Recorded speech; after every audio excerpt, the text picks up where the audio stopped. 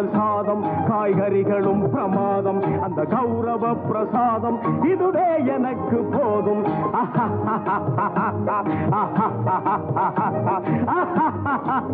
Hi friends, welcome to Ali's Darbar. இந்த நாள் இனிய நாளாக அமைய வாழ்த்துக்கள். இன்றைக்கு மத்தியானம் எங்கள் வீட்டில் லஞ்ச் மெனு பலாக்கா பிரியாணி. பலாப்பழத்தில் சின்னதாக காய் இருக்கும் இல்லையா, அதில் பிரியாணி பண்ண போகிறேங்க. நல்லா ஒரு மீடியம் சைஸாக ஒரு பலாக்கா இருந்தது. அது தோலெல்லாம் சீவிட்டு நல்லா கழுவிட்டு குக்கரில் 2 விசில் விட்டு வேக வச்சு எடுத்து வச்சுருக்கேங்க. இங்கே பாருங்கள், நான் பாஸ்மதி ரைஸ் இந்த கப்பால் நான் மெஷர் பண்ணி எடுத்துக்கிட்டேன் 1 கப்பு. ஸோ இந்த 1 கப்புக்கு நான் 2.5 கப்புங்க தேங்காய் பால் எடுத்து வச்சுருக்கேன். இதுக்கு ஒரு பேஸ்ட்டுங்க, வெங்காயம், ஒரு பட்டை, பிரிஞ்சி இலை, 1 டீஸ்பூன் சோம்பு, தக்காளி 1, காரத்துக்கு பச்சை மிளகா. நான் 4 மிளகா சேர்த்துருக்கேங்க. நீங்கள் உங்கள் காரத்துக்கு தகுந்த மாதிரி பார்த்துக்கோங்க. இது எல்லாத்தையும் சேர்த்து அப்படியே ஒரு ஃபைன் பேஸ்ட்டாக அரைச்சி வச்சுருக்கேன். இதோடையே நீங்கள் பூண்டு இஞ்சியை உரித்து சேர்த்தும் அரைக்கலாம், இல்லை இஞ்சி பூண்டு பேஸ்ட்டாகவும் நீங்கள் தனியாக ஆட் பண்ணிக்கலாங்க. இப்போ பாஸ்மதி ரைஸை அந்த கப்பால் அளந்ததை நல்லா கழுவிட்டு ஒரு 1/2 hour ஊற வச்சுருக்கேங்க. இப்போ நான் இதை 1 pot ரைஸாக பண்ண போகிறேன். ஸோ எப்படி அடுத்தடுத்து என்ன தாளிக்கிறது அப்படிங்கிறத நான் உங்களுக்கு செஞ்சு காட்டுறேங்க. நம்ம டைரெக்டாக பண்ணுறதுனால நான் ஒரு 2.25 கப்பு அளவு, 2.5 வரைக்கும் தேங்காய் பால் ரெடி பண்ணி வச்சுருக்கேங்க. ஏன்னா சாதம் வேகணும் இல்லையா. குக்கராக இருந்தால் உங்களுக்கு 1.5 இல்லை 1.25 கப்பு போதும். நம்ம 1 pot பண்ணுறதுனால கொஞ்சம் கூட இருந்தால் தாங்க அரிசி வேகிறதுக்கு ஈஸியாக இருக்கும். ஓகே, இப்போ வாங்க எப்படின்னு தயார் பண்ணலாம்.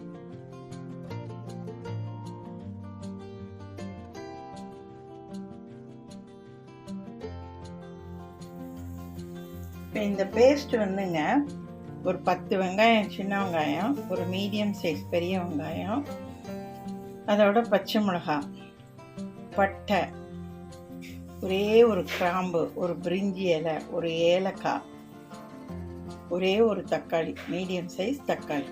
இது எல்லாத்தையும் அப்படியே குறப்பாக அரைச்சி எடுத்து வச்சுக்கோங்க. ஓகே, இதோட இன்க்ரீடியன்ட்ஸ்லாம் நான் டிஸ்கிரிப்ஷன் பாக்ஸில் கொடுக்குறேன். பாருங்கங்க, நான் 1 pot பண்ணுறதுனால இந்த பாத்திரத்தில் 1 டேபிள்ஸ்பூன் குக்கிங் ஆயில், 1 டேபிள்ஸ்பூன் நெய் சேர்த்துருக்கேங்க. இப்போ இது நல்லா எண்ணெய் சுட்டுடுச்சு. இந்த நம்ம அரைச்ச பேஸ்ட்டை எடுத்து போட்டு அந்த ஒரு பச்சை வாசனை போகிற வரைக்கும் வதக்குவோங்க. பாருங்கங்க, இந்த வெங்காயம், தக்காளி, இந்த பட்டை கிராம்பு அரைச்ச பேஸ்டெல்லாம் ஒரு தடவை நல்லா வதக்கிட்டு 1 டேபிள்ஸ்பூன் இஞ்சி பூண்டு பேஸ்ட்டையும் சேர்த்துட்டு, புதினா என்கிட்ட கொஞ்சம் இருந்ததுங்க, 1 கை புதினா, அதையும் சேர்த்துட்டேன். புதினா ஆப்ஷனல் தான், கட்டாயம் கிடையாது. புதினாவையும் சேர்த்து வதக்கிட்டு இப்போ இந்த பலாக்கா பிரியாணிக்கு தேவையான உப்பும் 1 டீஸ்பூன் சர்க்கரையும் இதோடு சேர்த்து இப்போ வதக்கிட்டு இருக்கேங்க. பாருங்க, நல்லா எண்ணெய் பிரிய ஆரம்பிச்சிச்சு பாருங்கள். சுற்றிலும் அவ்வளோதாங்க. இதுக்கு மேலே இதை போட்டு மேல் வதக்க வேண்டாம். இப்போ இதில் நம்ம ஊற வச்சுருக்கிற ஃபஸ்ட்டு இந்த பலாக்காயை போட்டு இதை ஒரு பெரட்டிக்கலாம். அதுக்கப்புறமா அரிசியை இதோட சேர்த்துடலாம்.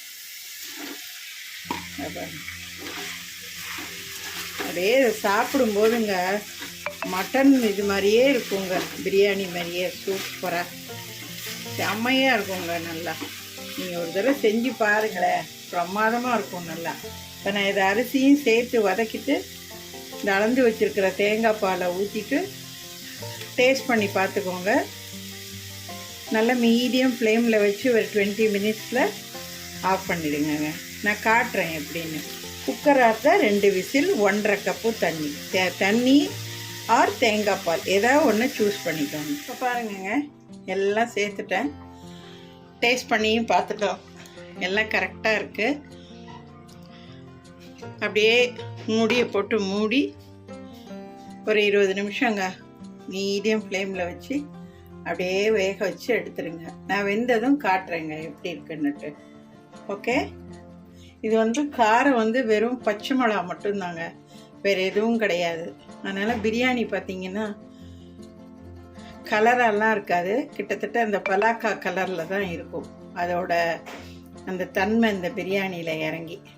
ஓகே, பாருங்கங்க, நல்ல தண்ணியெலாம் கொஞ்சம் சுண்டுனதுக்கு அப்புறம் இந்த பாருங்கள், இந்த மாதிரி வந்ததுக்கு அப்புறம் ஒரு தோசைக்கல் அடியில் போட்டு, அதாவது நீங்கள் அடிக்கடி ரொம்ப யூஸ் பண்ணாத கல், இல்லைன்னா சப்பாத்திக்கு யூஸ் பண்ணுவீங்கல்ல, அந்த மாதிரி தோசைக்கல், தோசை சுடுற தோசைக்கல்ல போட்டுறாதீங்க, அப்புறம் தோசையே ஊற்ற வராது, கல் ரொம்ப சூடேறி போச்சுன்னா.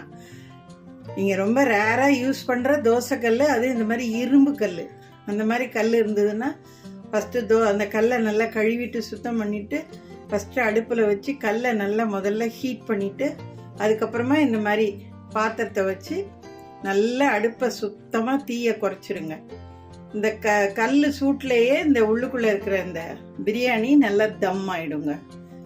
அவ்வளோதாங்க, இது ஒரு மெத்தடு.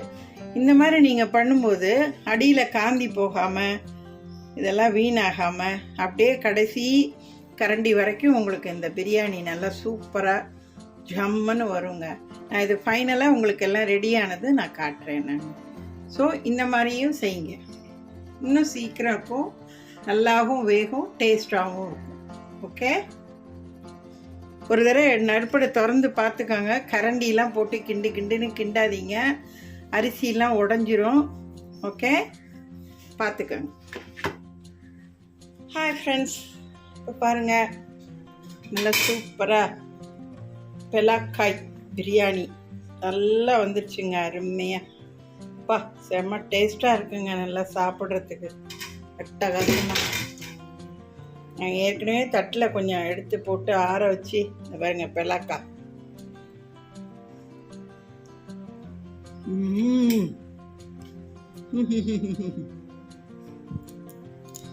செமையாக இருக்குங்க, அம்சமாக.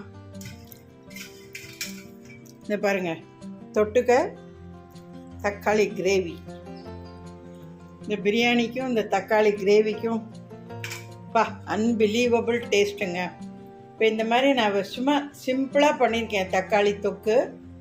இதில் நான்வெஜ்ஜாக இருந்தால் எது வேணாலும், சிக்கன், மட்டன், ப்ரான், ஃபிஷ்ஷுன்னு எது வேணாலும் சேர்த்துக்கலாம்.